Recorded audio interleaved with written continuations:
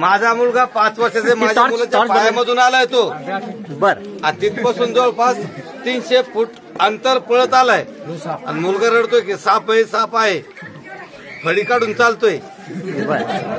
आता नमस्कार मित्रांनो, परत एकदा स्वागत आहे सर्वांचं आपल्याच यूट्यूब चॅनलमध्ये। आज आपण आलो आहे पांगराडोळे गावात।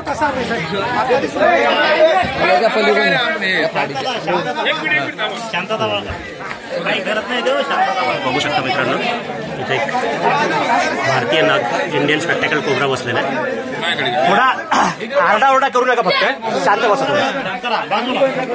आडवा धरायचा। मी बॅटरी धरतो, थोडं तुम्ही सगळे मागे सरका।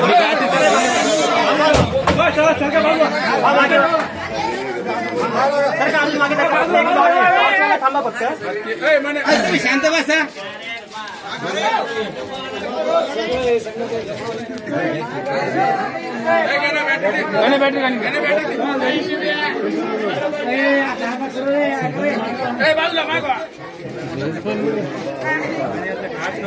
इकडे शेपुटे साठी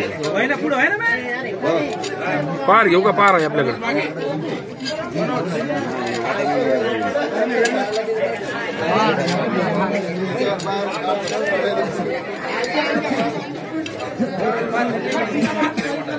पार घेऊ का?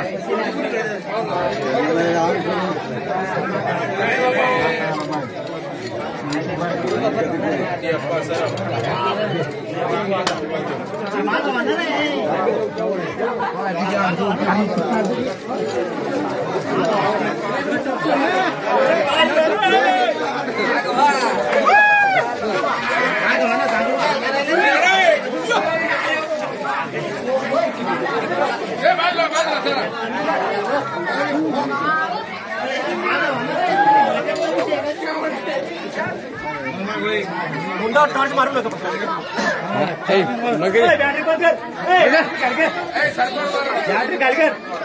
बॅटरी नका मारू, कोण बॅटरी करा। भरणी दे रे, भरणी दे, भरणी दे, गोटे भरणी बॅटरी बंद, बॅटरी बंद।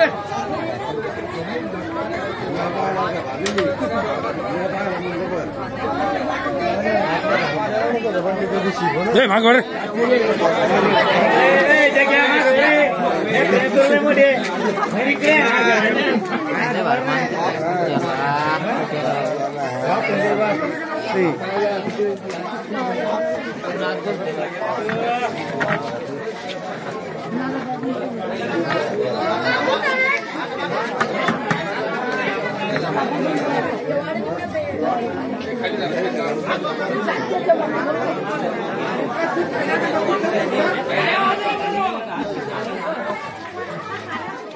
झाकण दे रे, पुट्टा दे, पुट्टा आणि झाकण। अगोदर पुट्टा, अगोदर पुट्टा, अगोदर पुट्टा।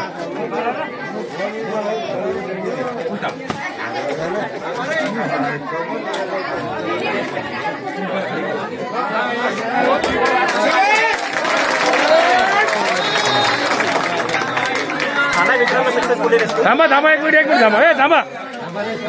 आता रात्रीच्या वेळेला असे साप शिकारीसाठी बाहेर येतात, तर थोडस काळजी ही घ्यायची की हातात अंधारात बाहेर निघताना कंपल्सरी टॉर्च ठेवायची। आता सगळ्यात पहिले दिसला कोणाला? माझ्या मुलाच्या पायामधून 5 वर्षाचा आहे। माझा मुलगा 5 वर्षाचा माझ्या मुलाच्या पायामधून आलाय तो बर तिथपासून जवळपास 300 फूट अंतर पळत आलाय आणि मुलगा रडतोय की साप आहे फळी काढून चालतोय। आता मला त्याला वाटलं की त्याला काहीतरी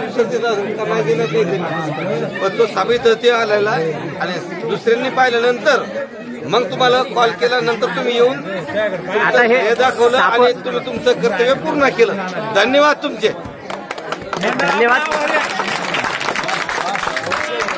बरीच गावातली सगळी मंडळी जमा झाली।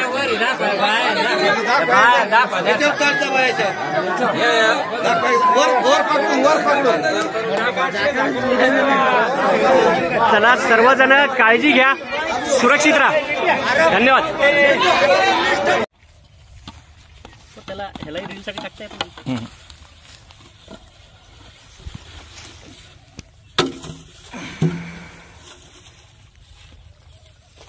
हाय मित्रांनो, काल रात्री आपण 9:30 वाजता पांगराडोळे गावातनं रेस्क्यू केलेला भारतीय नाग, जो बऱ्यापैकी ब्लॅक शेडमध्ये किंवा डार्क टॅन कलर म्हणता येईल, विषारी असलेला भारतीय नाग, इंडियन स्पेक्टॅकल कोब्रा. हिंदीमध्ये पिटार, घेऊन अशी बरीचशी नावं आहेत. एरिया वाईज नावं सगळी बदलत जातात. चिडल्यानंतर फणा काढून फुसफुस आवाज करणारा न्यूरोटॉक्सिक प्रकारचं वेनम असतं ह्या सापाचं. बऱ्यापैकी ब्लॅक शेडमध्ये, म्हणजे जो खालचा जो पोटाचा जो भाग आहे तो सुद्धा त्याचा काळपट पांढरा आहे.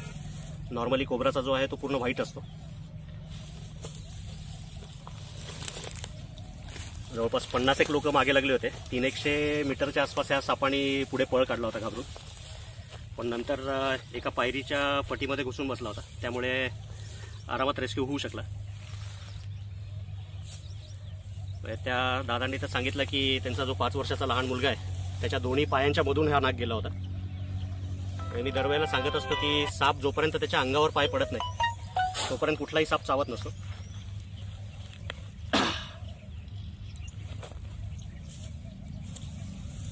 आपल्या भागातल्या जे काही स्पेक्टॅकल कोब्रा आहेत, जसे जसे मोठे होतात तसा त्यांचा हुडवरचा जो स्पेक्टॅकल मार्क आहे तो सुद्धा गायब होतो.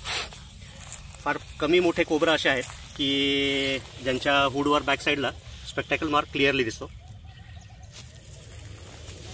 एकदम डार्क शेडमध्ये भारतीय नाग.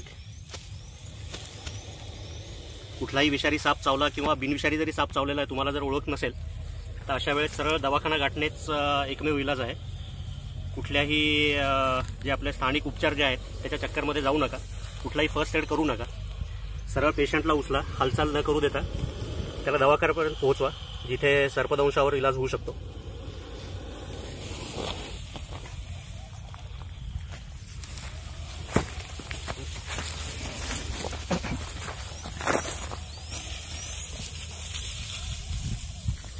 दिला मित्रांनो सोडून ह्याही सापाला याच्या नैसर्गिक दिवसात. जर काम आवडलं तर लाईक करा, अजून सबस्क्राईब केलं नसेल तर सबस्क्राईब करा आणि कमेंट करायला विसरू नका. धन्यवाद.